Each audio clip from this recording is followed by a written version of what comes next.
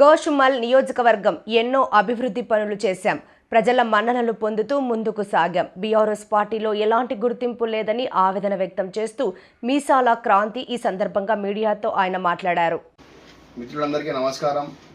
నా పేరు మీసాల క్రాంతి. గోషామహల్ నియోజకవర్గం నుంచి ఈరోజు బీఆర్ఎస్ పార్టీ ఓడిపోవడానికి ముఖ్యమైన కారణం పార్టీలో ఉన్న కార్యకర్తలు కావచ్చు, లీడర్లు కావచ్చు.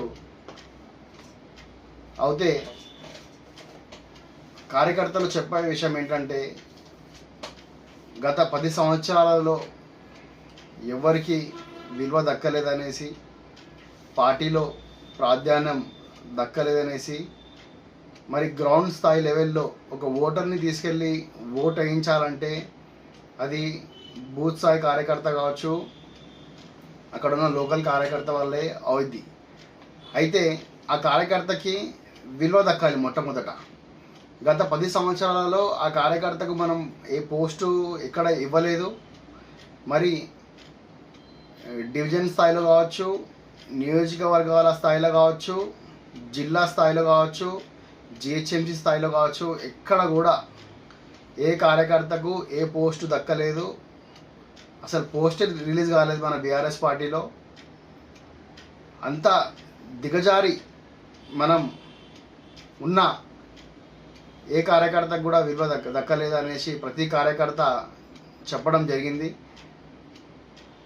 అయితే కేటీఆర్ గారికి ఏవైతే కార్యకర్తలు ఎదుర్కొన్నారో ఒక లెటర్ ఫార్మాట్లో ఇవ్వడం జరిగింది. మరి అక్కడి నుంచి ఏమి రిప్లై రాలేదు. అందుకోసం అనేసి నేను ఈ వీడియో రూపంలో కేటీఆర్ గారికి చేర్చదలుచుకున్నాను. కేటీఆర్ అన్న గారు, ఇప్పుడైనా మీరు గ్రహించి కార్యకర్తలకు విలువ ఇవ్వాలి. భూస్థాయి నుంచి తీసుకొని నియోజకవర్గ జిల్లా స్థాయి వరకు, స్టేట్ స్థాయి వరకు కష్టపడే వారికి పోస్టులు ఇవ్వాలి, పార్టీ పోస్టులు ఇవ్వాలి, వాళ్లకు ప్రాధాన్యం కల్పించాలి, విలువనివ్వాలి. గ్రౌండ్ లెవెల్లో వేరే పార్టీ వాళ్ళతో గొడవపడి ఎంతోమంది కార్యకర్తలు జైల్లోకి వెళ్ళారు. వాళ్ళపైన రకరకాల కేసులు కూడా ఉన్నాయి. వాళ్లకు పట్టించుకుని నాదుడే లేడు. వాళ్ళంతా వాళ్ళే సొంత డబ్బులతో సొంతంగా జైలుకి వెళ్ళేసి మళ్ళీ బెయిల్ పైన బయటికి ఎంతోమంది రావడం జరిగింది. మరి అట్లాంటి వాళ్ళందరినీ పట్టించుకోవాలి, వాళ్ళందరినీ హక్కున చేర్చుకోవాలి. అట్లయితేనే రానున్న రోజుల్లో మనం గెలుస్తాం ఖచ్చితంగా. మీరు అది గ్రహించి ముందుకు రావాలని మా కేటీఆర్ అన్న గారిని రిక్వెస్ట్ చేస్తున్నాను. మరి ఇంకోటి, అప్పుడు మెంబర్షిప్ జరిగినప్పుడు, పార్టీ మెంబర్షిప్ జరిగినప్పుడు ఏ పార్టీ కార్యకర్త కూడా ఐడి కార్డ్స్ అలాంటివి ఇస్తా అని చెప్పారు.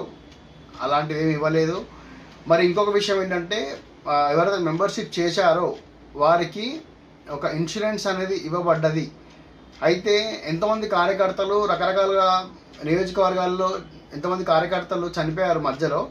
ఏ కార్యకర్తకు కూడా ఇన్సూరెన్స్ రాలేదు. మరి అది ఎక్కడ పోతుంది? ఒక్కసారి కేటీఆర్ అన్న గారు దృష్టి పెట్టాలా.